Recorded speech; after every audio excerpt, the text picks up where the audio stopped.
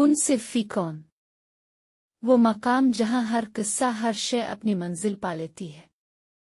تمہیں کیا تھا ہے، تم تو مانگ بھی نہ سکو، اگر وہ توفیق نہ دے وہ تمہیں آزمائے گا اور تمہیں اس کا بہترین اجر بھی دے گا۔ بس کبھی غلط گمان نہ رکھنا، دیر کا مطلب انکار نہیں بلکہ انتظار ہوتا ہے بہترین وقت کا۔ اللہ نے ہر چیز کا وقت مقرر کیا ہے، کوئی چیز نہ مقررہ وقت سے پہلے ہوگی اور نہ ہو سکتی ہے۔ تمہارا کام صبر اور شکر کرنا ہے، اللہ صبر کرنے والوں کے ساتھ ہے۔